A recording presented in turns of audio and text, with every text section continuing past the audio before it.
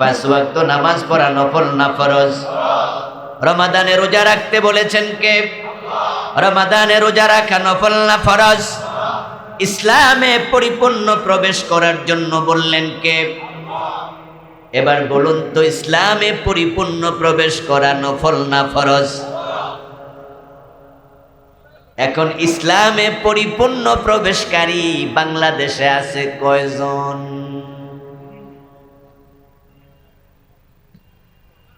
আমার বন্ধু, এই দেশে আমরা নিজের চোখে যদি খুঁজি, পরিপূর্ণ ইসলাম মানে এমন লোকের সংখ্যা বড় কম। এজন্য সমাজে নামাজিদের দিকে তাকাবেন, আরে বেনামাজিদের কথা বলে তো কোনো লাভ নাই, কারণ যে নামাজ পড়ে না সে আসলে মুসলমানই থাকে না। আমরা মুসলিম নিয়ে কথা বলবো না, কথাটা যদিও শক্ত, এটাই হাদিস, এটাই ইসলাম। قال النبي صلى الله عليه وسلم من ترك صلاة متعمدا فقد كفر। প্রিয় নবীজি বললেন, যে ব্যক্তি ইচ্ছা করে নামাজ ছেড়ে দেয় সে কুফরি করে। কথাটা রাসূল বলেছেন।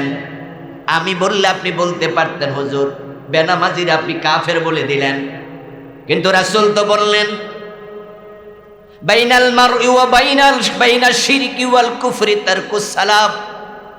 সহিহ মুসলিমের হাদিস। প্রিয় নবীজি বললেন, একজন ব্যক্তি মুমিন না মুশরিক, তার সেনার জন্য আলামত হলো নামাজ ছেড়ে দেয়া। যে নামাজ ছেড়ে দেয় সে ইসলামের ভিতরে আর থাকে না। দুজন বড় বড় সাহাবীর কথা শুনাই। একজন আব্দুল্লাহ ইবনে ওমর রাদিয়াল্লাহু তাআলা আনহু, আর একজন আব্দুল্লাহ ইবনে মাসউদ রাদিয়াল্লাহু তাআলা আনহু। দুজন প্রখ্যাত সাহাবীর বক্তব্য, লা হাজ্জা ফিল ইসলাম লিমান তারাকাস সালাত। দুজনের বক্তব্য একই রকম, শাব্দিক সামান্য পার্থক্য, মূল মেসেজটা হলো, দুইজন বড় বড় সাহাবী বললেন, যে ব্যক্তি নামাজ ছেড়ে দেয় ইসলামে তার কোনো কন্ট্রিবিউশন আর থাকেই না। হ্যাঁ বন্ধু, মাঝে মাঝে দিও কত কাজা হয়ে যাওয়া এক কথা, আর প্রতিদিন নামাজ ছেড়ে দেয়া এক কথা নাকি? এক কথা নয়। যে ব্যক্তি নামাজি বলল না, তার নিয়ে কথা বলে লাভ কি? অধিকা মুসলিম নিয়ে আমার কথা হবে, যারা নামাজও পড়ে, নামাজ পড়ে সুদে টাকা লাগায়, এমন নামাজি আছে না নাই? নামাজ পড়ে অফিসে ঘুষ খায়, এমন ঘুষখোর অফিসার আছে না নাই? নামাজ পড়ে মালে বেজাল দেয়, ওজনে কম দেয়, এমন আছে না নাই? নামাজ পড়ে বোনের জমি দখল করে, বাবা মরে গেছে বোনের জমি দেয় না, এমন জালেম নামাজি ভাই আছে না নাই? শুধু নামাজি পড়ে না, এলাকায় বিচারও করে। মসজিদের সভাপতি সেক্রেটারির পদ দখল করে বসে আছে, ওই বিচারক নামাজি, বিচারে যাইয়া ঘুষ খাইয়া বিচার উল্টায়া দেয়, এমন জালেম নামাজি আছে না নাই? পুরা ইসলাম মানলো না অধিকা মানলো? শুধু নামাজ রোজা করে না, হজ করেছে, যাকাত দেয়, মাথায় টুপি আছে, মুখে দাঁড়িয়ে আছে, ভালো মানুষের স্বীকৃতিটাও আছে। অথচ যদি কোরআনের আইনের কথা তাকে বলেন, চেহারা কালো করে ফেলে। আল্লাহর কোরআনের আইনের কথা বললে রাজনীতির গন্ধ খোঁজে, শুধু কোরআনের আইনের কথা বললে মামলা দিয়া জেলে ঢুকায়া দেয়, এমন নামাজি হাজি নেতা আছে না নাই? অথচ জমিনে কোরআনের আইন চলতেই হবে, এমন বিধান আল্লাহর কোরআনে আছে কিনা? ওই বেটাটা ইসলাম পুরা মানলো না, অর্ধেক। ইসলাম পূর্ণাঙ্গ অনুসরণ করা ফরজ। আল্লাহর অর্ডার, তুমি ইসলামে পুরা ঢোকো। কিন্তু দুঃখের বিষয় হলো, বাংলাদেশের মুসলমানের মাঝে অধিকাংশের কনসেপশন হলো, আরে ভাই কিছু তো মানি, যদি বলেন বাকিটা মানেন না কেন? অপরাধীর মতো বলবে না, পারি না আল্লাহ মাফ করো, ভাই আপনি একটু হেল্প করিয়েন, আমি বাকিটাও মানতে চাই। আমি যে বাকিটা পারি নাই, আল্লাহর কাছে তাওবা করব সেজদা গিয়ে কেঁদে। এমন নয়, বরং মুস্কি হাসি দিয়া বলবে সব কি আর পারিনি। কথা কিন্তু বুঝেন আমার। ইসলাম পরিপূর্ণ মানতে আল্লাহ আপনাকে বলছে ইসলামে পুরা ঢোকো। আসলে ইসলাম অর্ধেক মানার কোনো সিস্টেমই নাই। আল্লাহ তাআলা যা বলেন, আল্লাহর কথার মাঝে আল্লাহ ডিসকাউন্ট দেন না, বরং আল্লাহ যা বলেন সেটা চূড়ান্ত। আপনি না বুঝে আল্লাহর সামনে হাজির হয়ে ধরা আপনি খাবেন। হুজুর ফরজ কয়টা? ভাইরা কথা বলতে হবে, কয়টা? শীতের কারণে পা না ধুইয়া বাকি 3টা মানলেন, নামাজে দাঁড়ায়া গেলেন, মুখ ধুলেন, হাত ধুলেন, মাথা মাসে করলেন, প্রচন্ড শীত তাই পা ধন নাই। ওই ওযু দিয়া নামাজ হবে তো? অর্ধেক হবে, 25%। তো 3টা না মানলেন, 3টাই বাতিল। আল্লাহ বলেছে 4, এখানে কোনো ডিসকাউন্ট। আমার প্রিয় ভাই, আপনি যদি চৈত্র মাসে রোজা রাখেন, আপনি রিক্সাওয়ালা গরিব মানুষ, তামাম দিন রিক্সা চালাইছেন, রিক্সাওয়ালার রোজা আর এসি রুমে বসে ভদ্রলোক রোজা রাখে, দুইজনের রোজার কষ্ট কখনো সমান। সকালবেলায় যখন রিক্সার প্যাডেলে পা রেখেছে, হাতলে হাত রেখেছে, আধা মাইল চালানোর পরে ওই সকালবেলায় রিক্সাওয়ালার গেঞ্জিটা ঘামে ভিজে গেছে। ওই রিক্সাওয়ালা ভাইকে দেখবেন মাঝে মাঝে গেঞ্জি খুলে হাতে নিয়ে এইভাবে চিপে ঘাম জড়ায় আবার গায়ে দেয়। যখন দুপুর 2টা 2:30, তখন তার পিপাসায় বুক খা খা করতে থাকে, ক্ষুধায় পেটটা চুঁচু করে। আসর পর্যন্ত রিক্সা চালায়া তারপরে দাউদকান্দির বড় মসজিদের খতিবের মসজিদে আসরের নামাজ পড়ছে। পরে যদি আবার খতিব সাহেবকে বলে, হুজুর আমি গরিব রিক্সাওয়ালা, রোজা ভাঙ্গি না, তবে সারাদিন যা কামাই হয়েছে রিক্সা পরের ভাড়া দিয়া বাকি যা আছে চাল কিনলে তরকারি কিনতে পারবো না, বাচ্চা কাচ্চা কি খাবে? এখন যদি আসরের পরে আমি আবার রিক্সা চালাই, শরীরে বল নাই, কিন্তু রোজা ভাঙলো আল্লাহ ছাড়বে না। এখন আমি তো দিনের 14 ঘন্টার মাঝে মোটামুটি 12 ঘন্টা 12.5 ঘন্টা রোজা রাইখা লাইছি। আপনি হুজুর বলেন, যদি আমি এখন ইফতার করে ফেলি আর আসর থেকে মাগরিব একটু শরীরে শক্তি সঞ্চয় কইরা রিক্সা চালাই, চাল ডাল কিনে বাড়ি যাইতে পারবো, পোলা পান খাবে। হুজুর আপনার দিকে তাকায়া যদি বলে, আল্লাহ গফফার, আল্লাহ গফুর, আল্লাহ রহমান, আল্লাহ রহিম, তুমি যে রিক্সাওয়ালা গরিব, আল্লাহ তো সব দেখে। 14 ঘন্টার রোজা 12.5 ঘন্টা রেখেছ, আর 1.5 ঘন্টা অসুবিধা নাই, ইফতার কইরা লাও, 80% সওয়াব পাইয়া যাইবা। হুজুরের ফতুয়া ঠিক না ভুল? ওই বেটা যদি হুজুরের ফতুয়া শোনে, আসরের নামাজ পড়ে ইফতার করে ফেলেন, 80% সওয়াব না পাক, 50% তো পাবে। কত পার্সেন্ট পাবে? তো 12 ঘন্টার মূল্য আসেনি আল্লাহর কাছে। আল্লাহ যা বলে ডিসকাউন্ট তালাশ করা যায় না।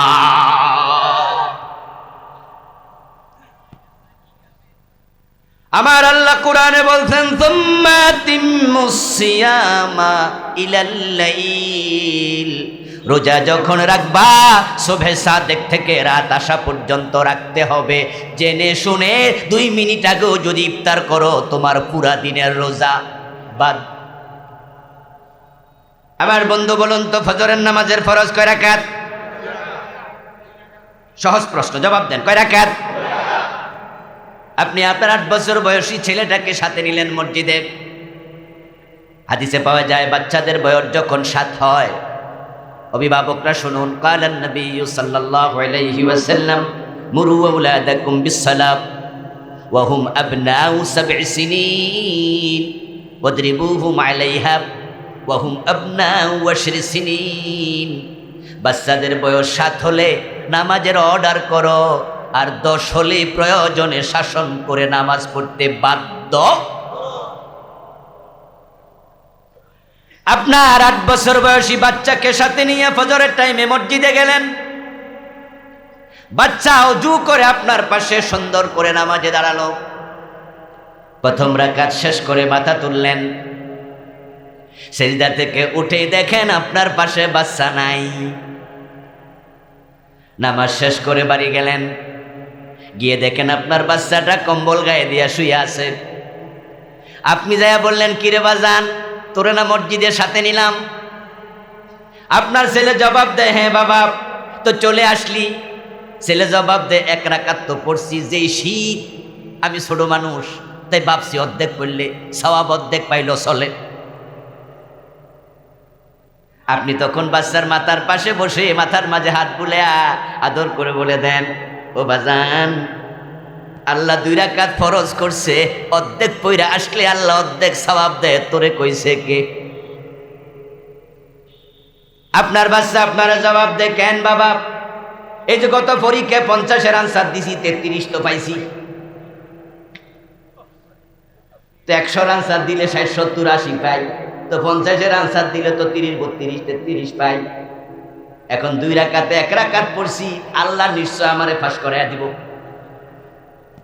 আপনি ছেলের কথায় কনভিন্স হয়ে বলবেন কথা ঠিক, নাকি তাকে বুঝাবেন আল্লাহর আদেশে ডিসকাউন্ট চলে না? আমার সামনে যত ভাই আছেন আলোচনা শুনছেন, আমি নিশ্চিত ছেলের কথা আপনি ম্যানেজ হবেন না, কনভিন্স হবেন না, বরং আপনি বাচ্চাকে আবার বুঝাইয়া দেবেন, এটা পরীক্ষার হলের খাতার সাথে তুলনা দিস না রে বাবা। আল্লাহ ফজরের নামাজের ফরজ বানাইছে 2 রাকাত, পড়লে 2 রাকাত, না পড়লে নাই, মাঝখানে থাকার কোনো সুযোগ নাই।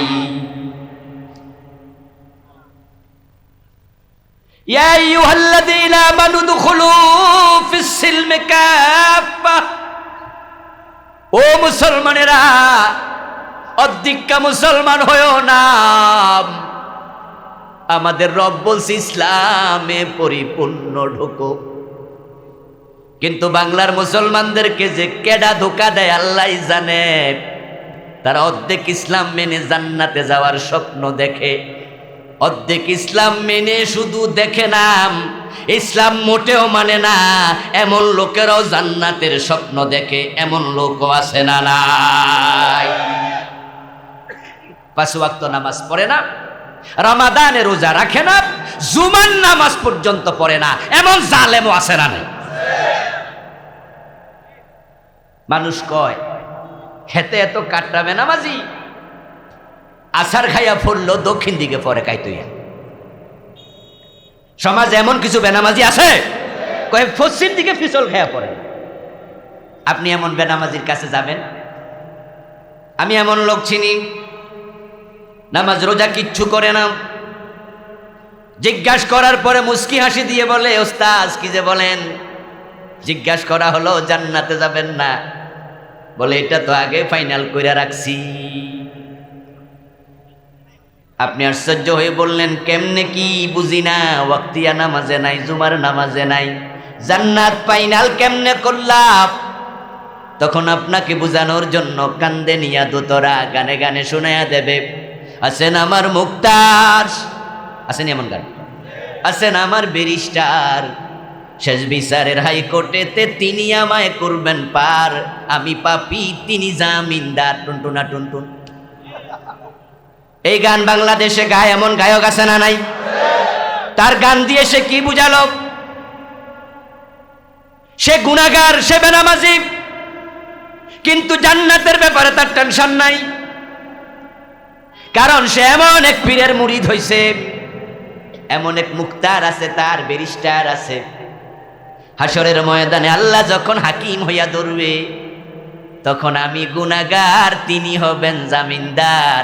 ফিসা বুজুর কইয়া দিছে, তোরে সারা জান্নাতে যাবো না। এই জন্য আল্লাহরে সেজদা দেয়া বন্ধ করে পীরের পায়ে সেজদা মারে, এমন জালেমও আছে না নাই?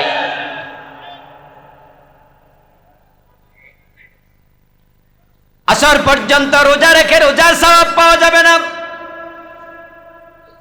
অজুর 4 ফরজে 3 ফরজ মানলে অজু হয় না। ফজরের নামাজের 1 রাকাত পরে বাড়ি চলে গেলে নামাজ হয় না। আল্লাহ বলে পরিপূর্ণ ইসলামে ঢোকো। এখন অর্ধেকটা ইসলাম মানলে মুসলমান হওয়া যায়, এটা আপনি পেলেনটা কোথায়? ও প্রিয় ভাই, ভালো করে শুনুন, আপনি ইসলাম মানতে যাইয়া যদি কোথাও না পারেন, তাহলে আপনার অনুভূতি হবে আল্লাহ এটাও আমার পাওয়া উচিত, তবে আমি পারি নাই, তাই রাব্বানা যালামনা আনফুসানা, আল্লাহর কাছে সরি বলবেন।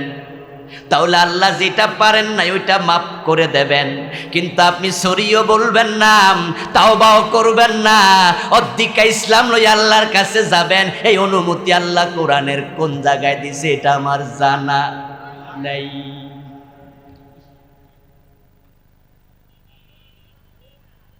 قال النبي صلى الله عليه وسلم إنما المؤمن كالجبل الأنيف حيثما قيد انقاد।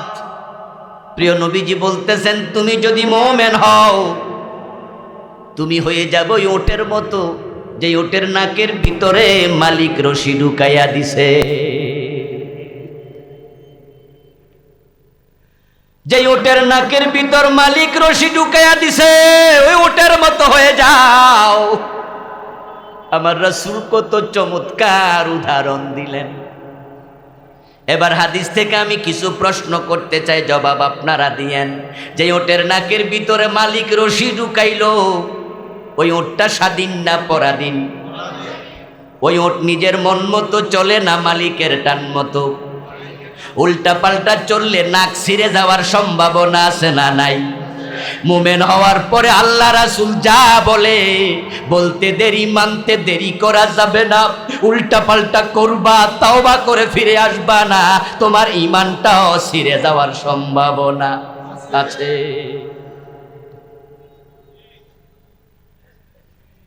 ও বন্ধু, জান্নাতে যাওয়ার স্বপ্ন দেখছেন? বলেন কিছু তো মানি। হ্যাঁ দোস্ত, কিছু মানো ভালো, বাকিটার জন্য শরীক হওয়ার জন্য প্রস্তুত থাকো। বাবা আদম মা হাওয়া আলাইহিস সালাম দুজনকে আল্লাহ জান্নাত থেকে বের করে দিয়েছিলেন। অপরাধ করছে কয়টা? আল্লাহর একটা কথা শোনে নাই। শুধু জান্নাত থেকে বের করেন নাই, জান্নাতের কাপড়টা খুলে রাইকা ল্যাংটা বানাইয়া দিছে। আল্লাহ কোরআনে বলে, ফালাম্মা যাকাশ শাজারা বাদাত লাহুমা সাওআতুহুমা। নিষিদ্ধ গাছের কাছে যে যখনই ফল ভক্ষণ করলো, সাথে সাথে জান্নাতের পোশাক খসে পড়ে গেল। দুইজনের লজ্জাস্থান উন্মুক্ত হয়ে গেল। এর মানে তারা কাপড় পরা না কাপড়হীন? অপরাধ করছে কয়টা? আল্লাহর একটা কথা মানে নাই। বাবা আদম মা হাওয়া দুইজনের আল্লাহ জান্নাতের পোশাক খুইলা নিয়ে গেল। কোরআন মাজিদে আলোচনা যদি আল্লাহ না করতেন, তাহলে আমরা কিন্তু এগুলো জানতাম না। কারণ যেই জান্নাতে ঘটনা ঘটেছে সেখানে আমরা কেউই ছিলাম না। এখন এই কাহিনী কোরআনে আল্লাহ কেন বলল? কেন বলল? আদম এবং হাওয়ার বদনামি করার জন্য নাকি? আল্লাহ আলোচনা করে বুঝায়, ও আদমের সন্তানেরা, তোমাদের মা তোমাদের বাবা আমার একটা কথা শোনে নাই। আমি জান্নাতের কাপড় খুলে রেখে বের করে দিয়েছি, আর তোমরা ডজন ডজন কথা আমি আল্লাহর অমান্য কইরা ওই জান্নাতে আসার স্বপ্নটা দেখো কেমনে।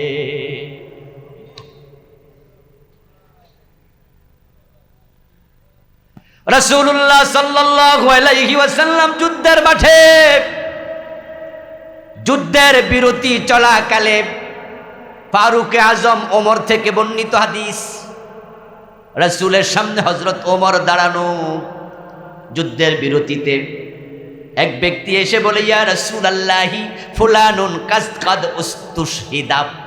ফাকালা আন-নাবিয়্যু কাল্লা রাআইতুহু ফিন-নার বিআবাতিন কাদ গাল্লাহা।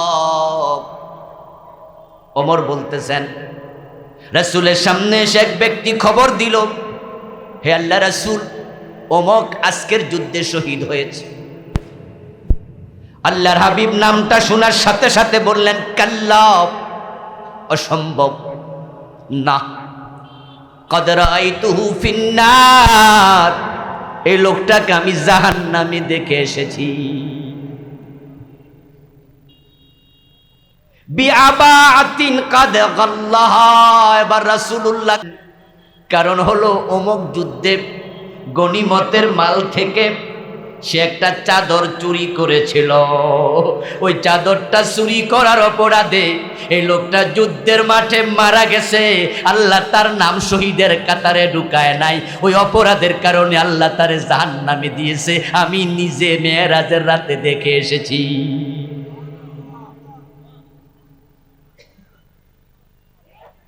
রাসূলের সাহাবী যুদ্ধের মাঠে শহীদ হলো, একটা চুরির অপরাধের কারণে শাহাদাত কবুল হলো না। রাসূলুল্লাহ সাল্লাল্লাহু আলাইহি ওয়াসাল্লাম আরেক যুদ্ধে যুদ্ধ করছেন। এমত অবস্থায় একজন যোদ্ধার প্রসঙ্গে সাহাবার আলোচনা করতে গিয়ে বলল, আজকের যুদ্ধে সবচেয়ে বেশি বীর বিক্রমে যুদ্ধ করতেছে অমক সাহাবী। প্রিয় নবীজি নামটা শোনার সাথে সাথে বললেন, এই লোকটা তো জাহান্নামী। নাউজুবিল্লাহ পড়বেন নি? কিছু কিছু জায়গায় নাউজুবিল্লাহ পড়িয়েন, সুবহানাল্লাহ বলিয়েন। কারণ কারো জাহান্নামী হওয়ার খবর শুনে আল্লাহর কাছে জাহান্নাম থেকে আশ্রয় চাওয়া দরকার, ঠিক কিনা?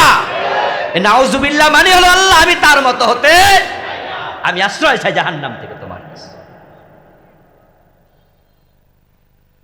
সাহাবী বলতেছেন, যিনি হাদিসের রাবী, আজকের যুদ্ধের সবচেয়ে বীর বিক্রমে যে যুদ্ধ করছে, আমার রাসূল বলে লোকটা জাহান্নামী, কারণটা কি? আমার কৌতূহল তৈরি হলো, আমি তার পিছু নিলাম, দেখি ঘটনা কি দাঁড়ায়। এক পর্যায়ে দেখলাম তার সামনে যারা পরে কচু গাছের মতো সে কেটে ফেলে, বীর বিক্রমে সামনে আগে যায়। কত কাফের তার হাতে আজকে জাহান্নামে গেল, হিসাব নাই। কিন্তু হঠাৎ করে একজন শত্রু দ্বারা সে দারুণভাবে আহত হলো, মৃত্যু যন্ত্রণা চটপট শুরু করলো। এক পর্যায়ে ধৈর্য ধরতে পারে নাই, নিজের তলোয়ারটা আগাটা নিজের বুকের সাথে লাগাইয়া এর উপরে ঝাঁপাইয়া পড়ে আত্মহত্যা করলো। আপনাদের কাছে আমি জবাব চাইব, জবাব দিয়ে, আত্মহত্যা করা সগীরা গুনাহ না কবিরা গুনাহ?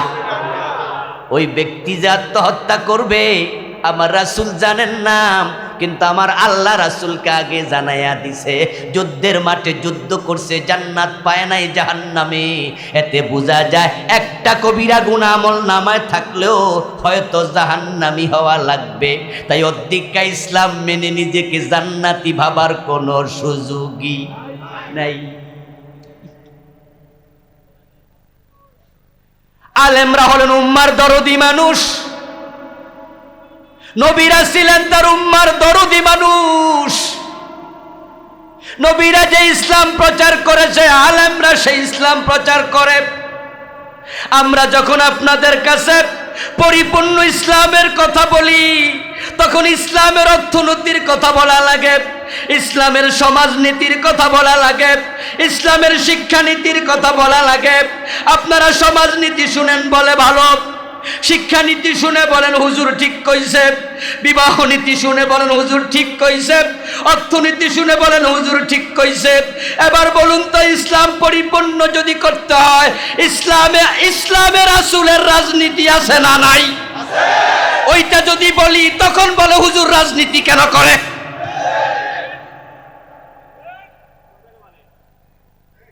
ও দোস্ত, আপনাকে আমরা জাহান্নাম থেকে বাঁচানোর জন্য ওয়াজ করি। আল্লাহ বলছে ইসলামে পরিপূর্ণ ঢুকো। এখন ইসলামে পরিপূর্ণ ঢোকার জন্য আমার রাসূলকে দেখে আপনি নামাজটা সাজাইলেন রাসূলের মতো, মসজিদে ডান পা দিয়া ঢুকলেন, বাম পা দিয়া বের হলেন, আল্লাহু আকবর বলে নামাজ শুরু করলেন, সালাম ফিরাইয়া নামাজ শেষ করলেন।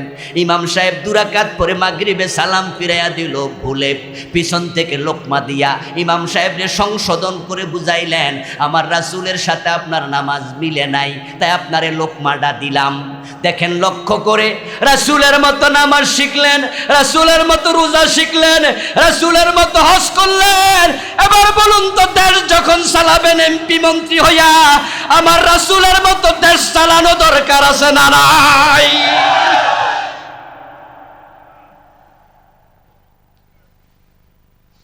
আমার রাসূল সাল্লাল্লাহু আলাইহি ওয়াসাল্লাম তো শুধু মসজিদে নববীর ইমাম ছিলেন না, তিনি তো মদিনার প্রেসিডেন্টও ছিলেন 10টা বছর। ও প্রিয় ভাই, শুধু রাসূলুল্লাহ রাজনীতির ওয়াজ করার কারণে এই দেশে কত আলেম জেল খাটা লাগছে, কত বড় বড় আলেম বিশ্ববিখ্যাত মুফাসসির শুধু ইসলামী রাজনীতির ওয়াজ করেছে, এক সাইডের ওয়াজ করলে উনাকে জেলখানায় মরা লাগতো না। যারা দীক্ষা ইসলামের ওয়াজ করে তারা আপনাদের কাছে আপন, ওরার হাদিয়া দেন, তোহফা দেন। যেই হুজুর দীক্ষা ইসলামের ওয়াজ করে, নামাজ পড়ো, রোজা রাখো, জিকির করো, পর্দা করো, হাসতে হাসতে জান্নাতে ঢোকো, চোর ধরে হাত কাটো, ডাকাত ধরে সলে দাও, জমিন যার আইন চলবে শুধু তার, এই ওয়াজ করে না। ওই দীক্ষা ইসলামওয়ালা হুজুর খাইতে খাইতে পেট মোটা হইয়া যায়, গলা মোটা হইয়া যায়, ফুলের মালার অভাব হয় না। আর যারা পুরা ইসলামের কথা বলে তারা বাড়িতে ঘুমাতে পারে না।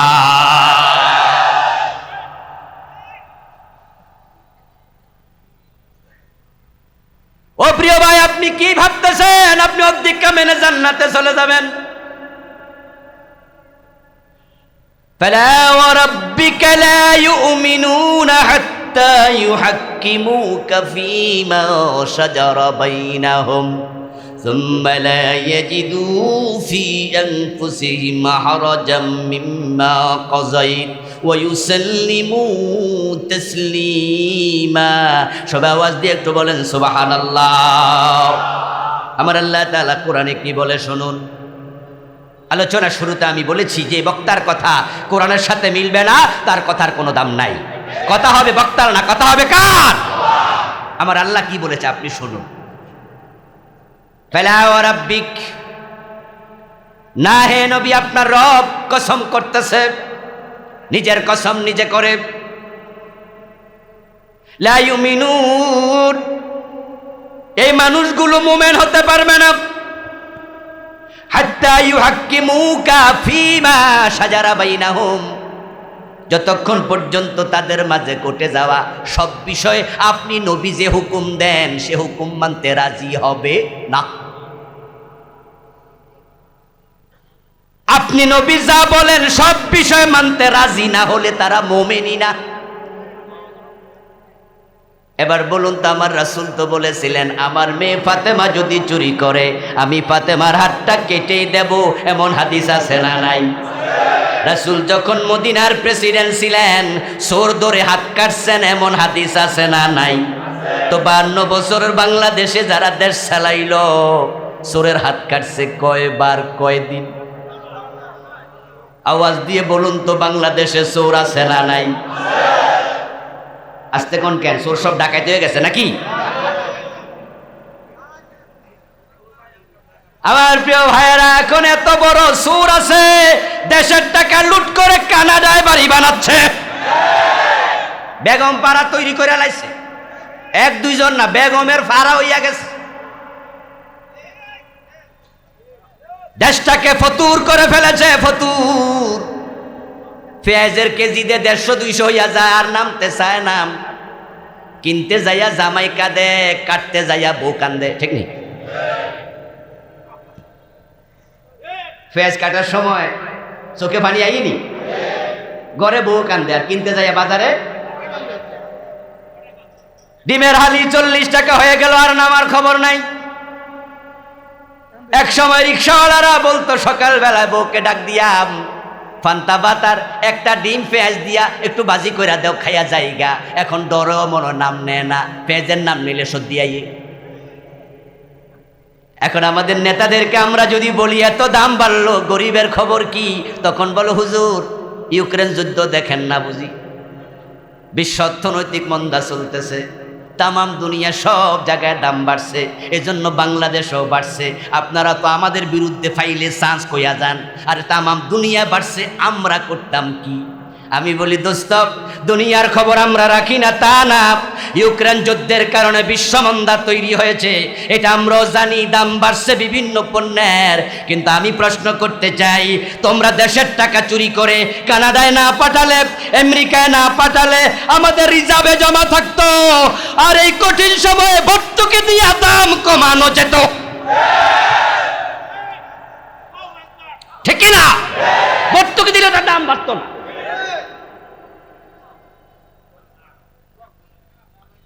ও প্রিয় ভাই, চুরি করতেছে হাজার হাজার লোক, কত সুর অভাব নাই। এজন্য আমাদের স্বাধীনতা স্থপতি বঙ্গবন্ধু রাগ কইরা বলছিলেন পাবলিক পায় স্বর্ণের খনি, উনি পাইছে দুর্ভিক্ষের সময় নাকি কম্বল আইছিল 7.5 কোটি, উনি নাকি নিজেরটা পায় নাই, তাই মন্ত্রীর ডাইকা কই কিরে মন্ত্রী আমার কম্বল কই, কসার নিচে গা। আফসোস করে বলছিলেন আমার ডানে চোর, বামে চোর, সামনে চোর। এখন এই দেশটাকে যদি আপনি চান উন্নত করতে, চুরি বন্ধ করলে দেশটা উন্নত হয়ে যাবে।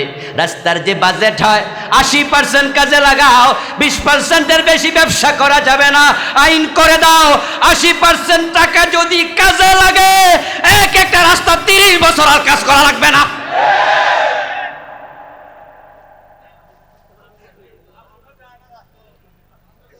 কিন্তু অবস্থা এমন, সারা দেশে তো মাহফিলের সিজনে ঘোরা লাগে, কিছু রাস্তা আমি নিচ্ছকে দেখি, ড্রাইভারকে আমি মাঝে মাঝে বলি এই রাস্তা গত বছর বানাইছে, এই বছরে চামড়া নেই। আস্তাগফিরুল্লাহ, আস্তাগফিরুল্লাহ, গত বছর বানাইলো, 1 বছরের ভিতরে ফিটে চামড়া উঠে গেল। মানে কি? মানে হলো 30% টাকাও কাজে। আচ্ছা, এই যে 30% বা 40% টাকা কাজে লাগলো না, এটা কি আমি আবুল কালাম আজাদ দেখাই বুঝলাম? যারা নেতা তারা বোঝে নাই, যারা অফিসার তারা বোঝে নাই। আমি তো ইঞ্জিনিয়ার না, তারা তো ইঞ্জিনিয়ার, তারা তো গুতা মারলে বোঝে কি লাগছে। আচ্ছা, প্রবলেমটা কোথায়? প্রবলেমটা হলো কে ধরবে বিড়ালের গলায় ঘন্টা বাঁধবে কে? এখন যিনি ধরবে উনিও তো 5% খাইয়া লাইছে।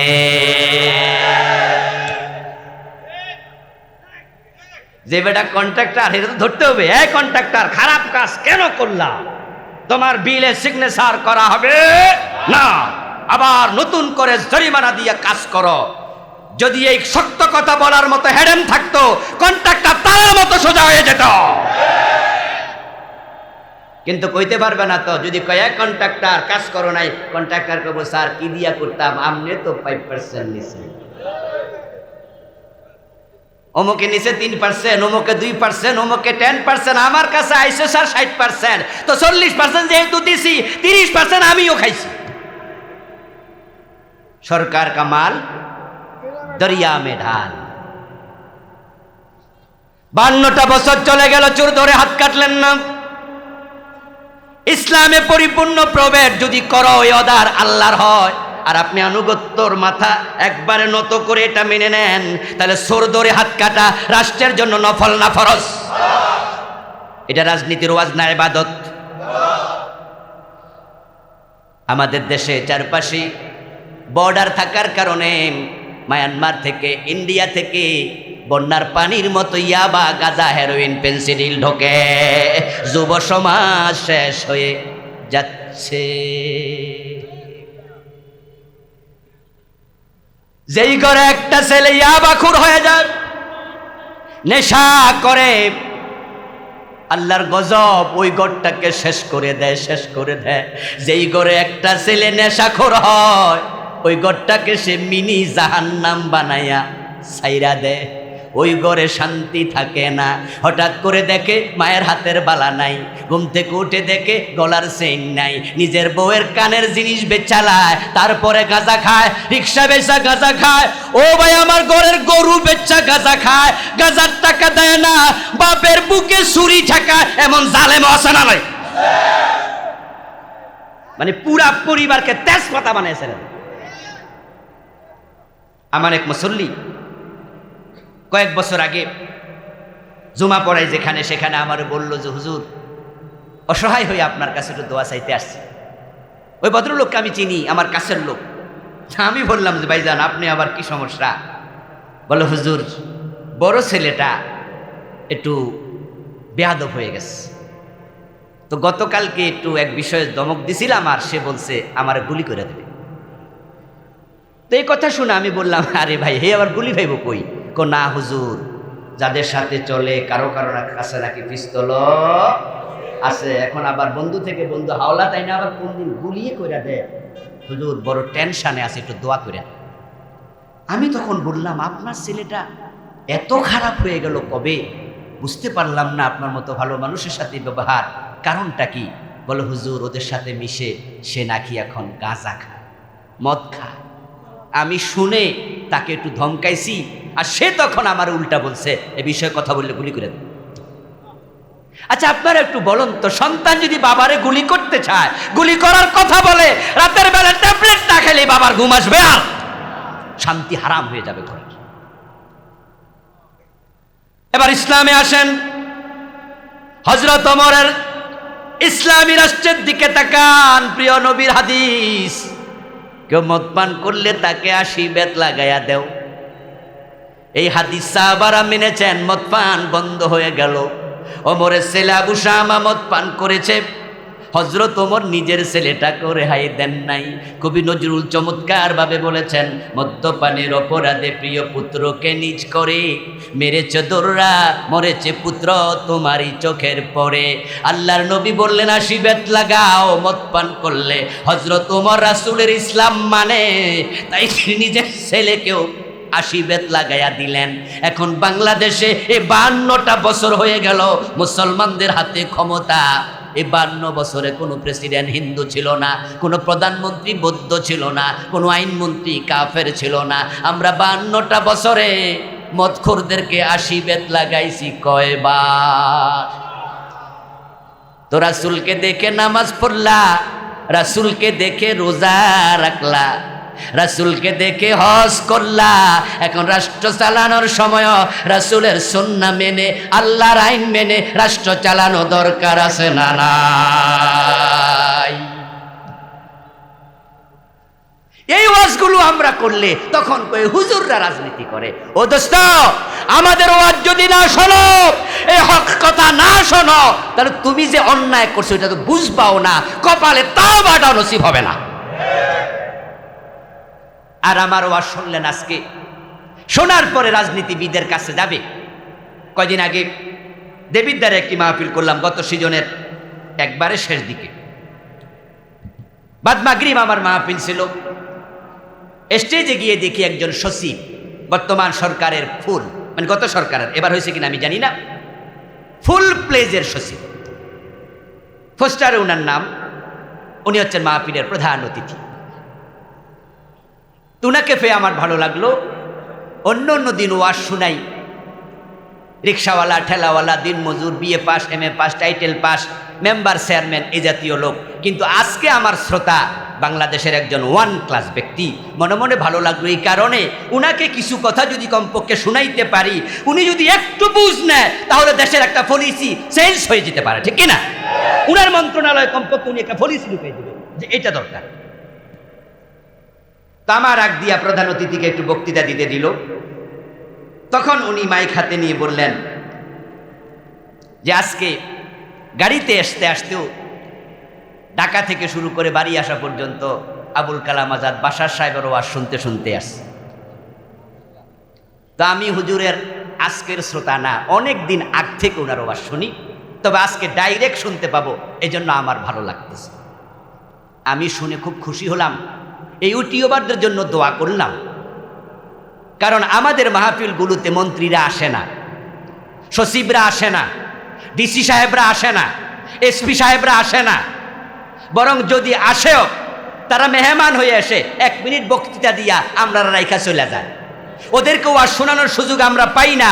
ইউটিউবের কল্যাণে সচিবরা, মন্ত্রীরা আমাদের ওয়াজ শোনে, ঠিক কিনা? এটা একটা ভালো দিক।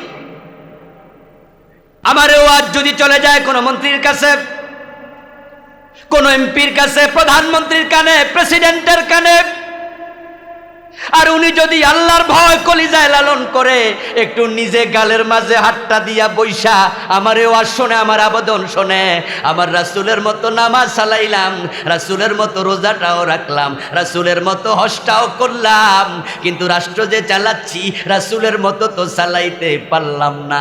আল্লাহ যদি কিয়ামতের দিন জিগায় জবাব দেব কি? হুজুর তো ঠিক কইছে। তাই তিনি সেজদায় পড়া যদি তাওবা করে ক্ষমা পাওয়ার সম্ভাবনা আছে না নাই? কমপক্ষে তাওবা নসিব হওয়ার জন্য আলেমদের ওয়াজ শোনা দরকার, ঠিক কি না? আলেমদেরকে উন্মুক্ত করে দেয়া দরকার। কোরআন হাদিসে যা আছে সব বলেন। রাজনীতি, অর্থনীতি, সমাজনীতি, ব্যবসা নীতি, শিক্ষানীতি, Islam is a complete code of.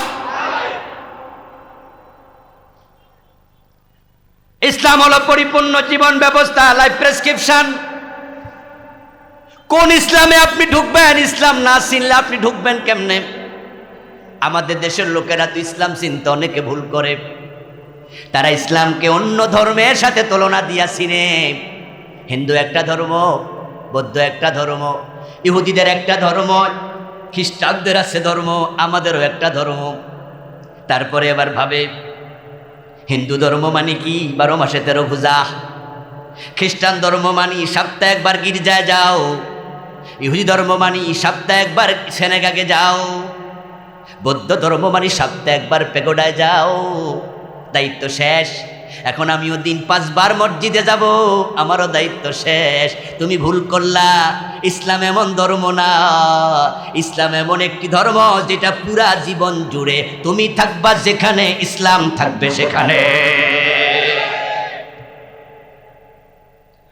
ঘুম থেকে যখন উঠবেন তখন ইসলাম আছে না নাই? উঠে কোন দোয়া পড়বেন? আলহামদুলিল্লাহিল্লাযী আহইয়ানা বা'দামা আমাতানা ওয়া ইলাইহিন নুশুর। সুবহানাল্লাহ পড়েন। ইসলাম শুরু হয়ে গেল। এবার আপনি যান, ওযু করুন, ওযু করে নামাজে দাঁড়ায়া যান। এখন নামাজ শেষ করার পরে আপনার কাজ কি? ফাইদা কুজিয়াতিস সালাতু ফাতাশিরু ফিল আরদ ওয়াবতাগু মিন ফাদলিল্লাহ। আমার আল্লাহ কয় সারাদিন মসজিদে বসে থাকা ইবাদত নয়, নামাজ শেষ হলে রিজিকের জন্য জমিনে ছড়ায়া পড়ো। সুবহানাল্লাহ পড়েন। এখন তো মসজিদটাকে নিরাপদ জায়গা পাইয়া গাট্টি গোটা লইয়া ঢুকছেন, ভাবতেছেন যে ফ্যানের বিল লাগে না, পিকনিকের মতো খান, ইসলামের টুকু মাইনা জান্নাত পর্যন্ত চলে যাবেন। ভাবছেন না না না, মসজিদ যেমন আলেমরা দখল করেছে, নামাজিরা দখল করেছে, বঙ্গভবন, গণভবন নামাজিদের দখলে আসবে যখন, বিচারালয় যখন আসবে, মসজিদে যেমন ইসলাম চলে তখন দেশেও ইসলাম চালু হবে।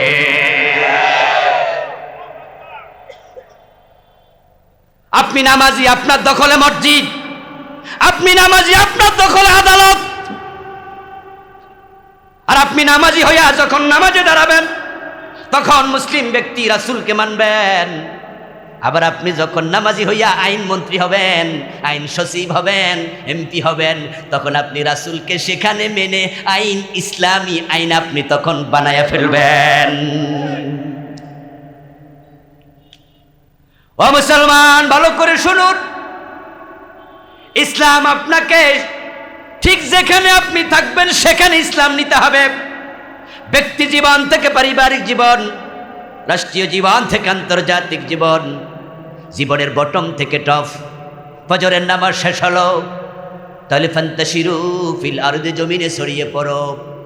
এখন জমিনে গেলেন দোকানদারি করতে, দোকানদারি করতে যাইয়া এই নামাজি লোকটাই ওজনে কম দেয়, মালে ভেজাল দেয়, তাহলে বুঝতে হবে সে ইসলাম মসজিদে রাইখা গেছে, ইসলামকে দোকানে নিতে পারে নাই।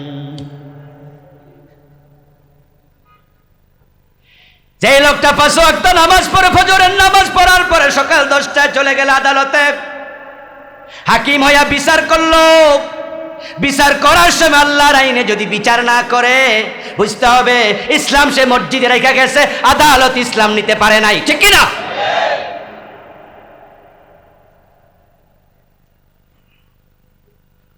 আমার প্রিয় ভাই, আমাদের কুমিল্লা জজ কোর্ট আছে কিনা? জোরে বলুন, আছে না নাই? জজ সাহেবরা কি নামাজি আছে? এমন জজ আছে কিনা? জজ নামাজ পড়ে, আপনার উকিল নামাজ পড়ে, বিচারকরা নামাজ পড়ে, 5 ওয়াক্ত নামাজি এবং আল্লাহর কোরআন তেলাওয়াত করে। ইসলাম প্র্যাকটিসিং, ইসলাম জীবনে প্র্যাকটিস করে ইসলাম, এমন বিচারকও আছে। গতকালকে তো সকালবেলায় রিপোর্টার্স ইউনিটি ভবনে, আপনার সবুজ সেগুন বাগিচা, সকাল 10টা একটা প্রোগ্রামে জয়েন করে তারপরে মাহফিলের দিকে গেছি। শিক্ষা নীতি নিয়ে কথা হলো। ওই প্রোগ্রামের যিনি চিফ গেস্ট ছিলেন উনি সাবেক বিচারপতি আব্দুর রউফ, প্রধান বিচারপতি, সাবেক ইলেকশন কমিশনার, নাভি প্রলম্বিত দাড়ি, চমৎকার টুপি, প্রায় 90 বছর বয়স। কথা যখন বলে তখন মনে হয় কোন কওমি মাদ্রাসা দাওরা ক্লাসে পড়াইতেছে, টাইটেল মাদ্রাসায় কামেল ক্লাসে ক্লাস নিতেছে। কোরআন হাদিস থেকে এত সুন্দর করে বলে, এতে প্রমাণিত হয় আদালত এখন নামাজি বিচারক 2-4 জন। এখন কুমিল্লা জজ কোর্টে জোহরের নামাজ হবে, বিচারক নামাজ পড়তে গেল। ইমাম সাহেব জোহরের নামাজ 2 রাকাত পড়ে বসা উচিত ছিল তাহিয়াতু পড়ার জন্য, কিন্তু তিনি ভুলে দাঁড়াইতে শুরু করছে। ওয়াজিব ছুটে গেল, পিছন থেকে লোকজন লোকমা দিল, জজ সাহেব ম্যাজিস্ট্রেট সাহেবও লোকমা দিল। ইমাম সাহেব বসে গেল, সুন্দর করে নামাজ শেষ করল। জজ সাহেব ম্যাজিস্ট্রেট সাহেব লোকমা দিয়া ইমাম সাহেবকে বুঝাইল 2 রাকাতের পরে তাহিয়াতু পড়া ওয়াজিব, রাসূলের সুন্নাহ আপনি কেন মানেন না? তাই লোকমা দিলাম, ভালো লোকমা দিতে হবে। নামাজ শেষ কইরা জজ সাহেব যখন আবার দুপুর 3টায় উনার এজলাসে বসলো, বসে চুরির মামলা শুনানি শুরু হলো। আজকে রায় হবে, সাক্ষী মুক্কি জেরা সব শেষ। এবার তিনি 3 পৃষ্ঠা 5 পৃষ্ঠা লম্বা একটা রায় লিখছে। ওই রায় যখন লিখে, ওই রায়ের মাঝে সোর ধরে হাত কাটার রায় আল্লাহ দিছে না জেলেরটা আল্লাহ দিছে? আল্লাহর আইন কি? চোর ধরে জেলে দাও না হাত কাটো। জেলে দেওয়ার আইন দিছে ব্রিটিশেরা, হাত কাটার আইন দিছে কে? এখন হাত কাটা নফল না ফরজ? ইমাম সাহেব যেটা ছাড়ছিল ওটা ফরজ না ওয়াজিব? গুরুত্ব কোনটার বেশি, ওয়াজিবের না ফরজের? এখন জজ সাহেব যে ইমাম সাহেব রে ওয়াজিবে লোকমা দিল, রায় দেওয়ার সময় ফরজ আর মানে না, ফরজের খবর নেই। ও বিচারক, আত্মসমালোচনা করো, আত্মসমালোচনা করো।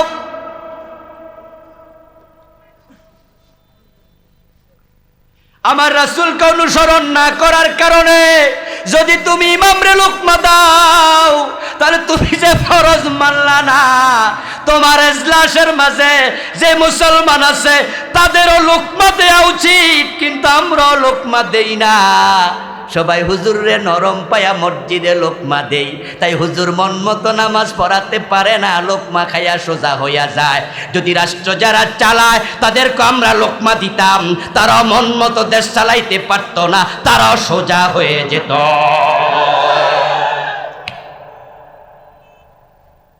কিন্তু আমরা লোকমা সব মসজিদে ঢুকাইছি। আমরা আদালতে কেউ কোনোদিন লোকমা দিতে যাব না। কেন যাব? আমি কি পাগল নাকি? হাকিম যখন বলবে সাক্ষী প্রমাণের ভিত্তিতে সাব্যস্ত হয়েছে এই লোকটা ওনার 1 লক্ষ টাকা চুরি করেছে, তাই তাকে 6 মাসের জেল দেয়া হলো, আর আপনি বলবেন জজ সাহেব লোকমা দিলাম, চোর ধরে হাত কাটো। জজ বলবে অ্যারেস্ট হিম, রাষ্ট্রদ্রোহ মামলা দিন।